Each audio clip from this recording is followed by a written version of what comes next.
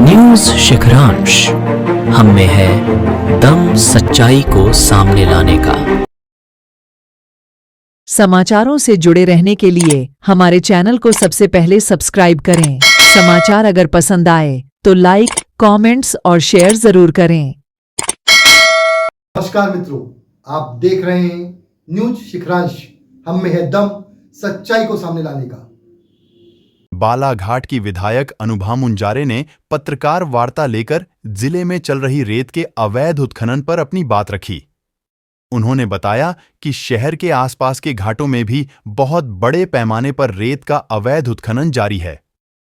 प्रशासन कुंभकर्णी नींद में सो रहा है और रोजाना सैकड़ों डंपर रेत का अवैध उत्खनन हो रहा है। आप सभी जानते हैं कि कल बालाघाट हमारे बहुत नज़दीक में जो बालाघाट के घाट है, खपेवाड़ा का रेत घाट, वहाँ पर जो अवैध रेत का खनन हो रहा है लगातार, और 100 से 150 डंपर रेत वहाँ अवैध तरीके से निकाली जा रही है। उसकी कई दिनों से मेरे पास आम जनता के द्वारा, नागरिकों के द्वारा शिकायत मुझे प्राप्त हो रही थी, और इसीलिए आकस्मिक निरीक्षण करने के लिए कल मैं धापेवाड़ा घाट गई, और वहाँ पर जो हमने देखा तो एक तरह से ये समझ लीजिए कि शासन को सरेआम करोड़ों रुपए का राजस्व का चूना लगाया जा रहा है, और इस तरफ किसी भी न प्रशासन का ध्यान है, न खनिज विभाग के अधिकारियों का ध्यान है। ये बहुत ही गंभीर बात है। जो रेत के जो ठेकेदार हैं हमारे ज़िले के, मैं तो समझती हूँ कि सभी जानते हैं कि कौन है वो, और उनके द्वारा किस तरह से हमारे बालाघाट ज़िले की खनिज संपदा को, रेत को निकाल के और दूसरे ज़िलों में, दूसरे राज्यों में अवैध तरीके से निकाल के भेजा जा रहा है, बेचा जा रहा है। ये हम सभी लोग देख रहे हैं और ये बात हम सबको मालूम है, और इसका विरोध भी समय समय पर हम लोगों ने किया है और हम करते रहे हैं। तो कल जब मैं गई वहाँ पर तो हमने देखा कि ठेकेदार के जो लोग थे वो वहाँ पर बैठे हुए थे, लेकिन अनाधिकृत रूप से, इनलीगल तरीके से वो रॉयल्टी काटने का काम कर रहे थे। और मेन बात तो ये है कि वो घाट जो है अभी उसका अनुबंध नहीं हुआ है। धापेवाड़ा का जो घाट, रेत घाट है, उसका एग्रीमेंट नहीं हुआ है। तो जब एग्रीमेंट नहीं हुआ है तो वो तो फिर किसी तरह से वसूली कर ही नहीं सकते, रॉयल्टी काट ही नहीं सकते। और जो कर्मचारी बैठे थे वहाँ पर, उनसे जो मैं बात की तो वो उनमें से 2 लोग तो उत्तर प्रदेश के थे, बांदा ज़िले के, और एक लखनादौन जो सिवनी ज़िले में पड़ता है वहाँ का था। उनसे हमने जब जानकारी चाही किस तरीके से आप ये काट रहे हैं वैरायटी, तो उन्होंने संतोषप्रद जवाब नहीं दे पाए। जब हम लोगों ने उनके कागज पत्र देखे तो समझ में आया कि आप सोचिए कि कितनी गंभीर बात है कि धापेवाड़ा घाट से रेत निकाली जा रही है, और रॉयल्टी कहाँ की काटी जा रही? खैरी खैरलांजी की। तो खैरी जो हमारा खैरलांजी जो ब्लॉक है, वहाँ पर एक गांव है, वहाँ की रॉयल्टी काटी जा रही थी। तो इसी बीच एक डंपर रास्ते से निकला, उसको हम लोगों ने रोका, तो वो भालेवाड़ा से, लामटा के पास जो भालेवाड़ा, वहाँ के घाट से वो रेत को, तो ये कहने का मतलब ये है कि इतनी भारी पैमाने पर रेत की चोरी हो रही है, भ्रष्टाचार हो रहा है, किसी तरह से प्रशासन का ध्यान नहीं है। अब जब हमने फिर खनिज विभाग के अधिकारियों को फ़ोन किया, जब जिला खनिज अधिकारी उनसे बात की, तो उन्होंने पहले तो ये कहा कि ठीक है मैडम, मैं भिजवाता हूँ। उसके बाद कुछ देर बाद फिर हमने जब संपर्क साधा तो उन्होंने कह दिया कि मैं तो अभी भोपाल में हूँ और मैं अपने मातहत अधिकारियों को भिजवाता हूँ। फिर 1.5 घंटे बाद, जबकि बालाघाट से धापेवाड़ा की दूरी मुश्किल से 10 किलोमीटर है, लेकिन 1.5 घंटे बाद खनिज अधिकारी आए, खनिज इंस्पेक्टर आए, और उन्होंने फिर 6 डंपर मौके पे पाए गए। उनकी जब्ती की कार्रवाई हमने खुद खड़े रह के करवाई, और फिर पुलिस विभाग को भी सूचना दी गई। तो पुलिस विभाग के भी यहाँ के थाना प्रभारी अपने नए स्टाफ के साथ आए। तो कहने का मतलब ये है कि कितने बड़े पैमाने पर रेत का अवैध खनन हो रहा है, चोरी हो रही, और ज़्यादातर डंपर बाहर से आ रहे हैं। सिवनी ज़िले की बहुत बड़ी संख्या में यहाँ पे आ रहे हैं।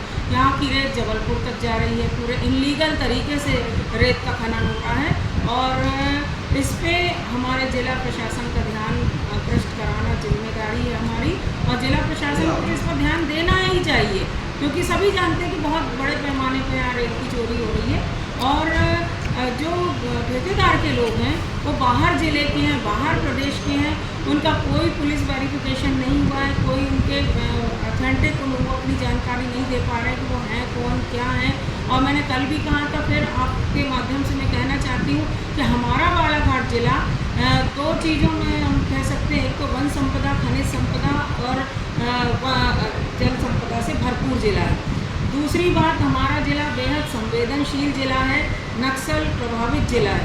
उसके बावजूद अगर बिना पुलिस वेरिफिकेशन के दूसरे स्टेट के लोग आकर यहाँ ठेकेदार के साथ मिलकर काम कर रहे हैं, तो ये समझ लीजिए कि आपराधिक गतिविधियों को बढ़ावा मिलेगा कि कम होंगी।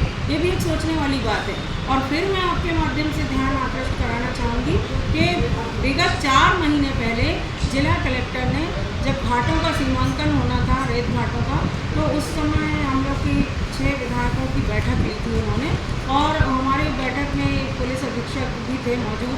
तो तब ये बात आई थी कि भाई ठेकेदार के लोग बहुत बड़ी संख्या में बाहर के राज्यों से आते हैं, जिनको कोई पहचानता नहीं है, जानता नहीं, और कई बार मारपीट की और कई गंभीर घटनाएँ होती रहती हैं। तो पुलिस अधीक्षक ने बोले कि हम लोगों को आश्वस्त किए थे कि हम बहुत जल्दी उनका पुलिस वेरिफिकेशन करवा के और बराबर नाम से उनकी पूरी जानकारी सूची आप लोगों को भी हम पहुंचाएंगे। लेकिन आज बड़े अफसोस की बात है कि 6 जनप्रतिनिधि जिस बैठक में बैठे हैं पूरे बालाघाट जिले की 6 विधानसभा क्षेत्रों के, आज तक हमें पुलिस अधीक्षक कार्यालय से किसी तरह की कोई जानकारी नहीं मिली है और ना ही कोई संतोषप्रद जवाब मिला है आज दिनांक तक। तो ये भी एक बहुत गंभीर मामला है। तो मैं तो यही कहूँगी कि अवैध रेत खनन जो है वो बंद होना चाहिए, और इसके लिए हम तो लड़ाई लड़ने को तैयार हैं, निरंतर तत्पर हैं, और हमारी शुरुआत हो चुकी है। और अभी तो ज़िले के अन्य जितने भी घाट हैं जहाँ पर भी अवैध खनन हो रहा है, उन सब पे रोकथाम लगाने के लिए हम जी तोड़ कोशिश करेंगे। एक तरफ खनिज अधिकारी कह रहे हैं कि आसपास जो डंप है, रेत जो डंप करके रखी गई है, बहुत बड़ी तादाद में रेत भी डंप कर की गई है। तो वहाँ पर हमने जब खनिज अधिकारी से जानकारी ली कि ये रेत के ढेर इतने सारे किस तरह से रखे हुए हैं, तो उनका कहना था डंप तो है, लेकिन ये हम लोगों ने इसकी जब्ती बना ली है। तो जब्ती बनी हुई है, इसमें किसी का कोई अधिकार नहीं है, शासन की संपत्ति है। लेकिन उसके बावजूद भी बड़ी हास्यास्पद बात है कि डंप की हुई रेत भी लोड की जा रही है डंपरों में और बाहर ले जाई जा रही है। और एक महत्वपूर्ण बात मैं आप लोगों का ध्यान आकृष्ट कराना चाहूँगी कि फॉरेस्ट के रिजर्व क्षेत्र में भी रेत का खनन हो रहा है। ये एक बहुत गंभीर मामला, हमने कल आंखों से देखा है। अब जहाँ तक सीमांकन हुआ वहाँ तक रेत ठेकेदार को पूरा अधिकार है, वो निकाल सकते हैं, उसमें किसी की कोई आपत्ति नहीं है, हमारी भी नहीं और किसी की होना भी नहीं चाहिए, लीगल है। लेकिन अगर रिजर्व फॉरेस्ट इलाके तक से भी रेत अगर निकाली जा रही है, तो फिर कहने की बात है कि फिर वन विभाग क्या कर रहा है? इतना बड़ा जो फॉरेस्ट डिपार्टमेंट है वो उसका ध्यान क्यों नहीं जा रहा इस तरफ? आज एक गरीब किसान, गरीब हमारे गाँव के भाई लोग जलाऊ लकड़ी के लिए अगर बैलगाड़ी से या साइकिल से एक गट्ठा लकड़ी भी ले आएंगे, तो उनको फॉरेस्ट के कर्मचारी रोकेंगे, उनके साथ मारपीट करेंगे, अभद्र व्यवहार करेंगे, उनको फाइन करेंगे, उनकी जब्ती बनाएंगे, दुनिया भर से के तरह से उनको प्रताड़ित करेंगे।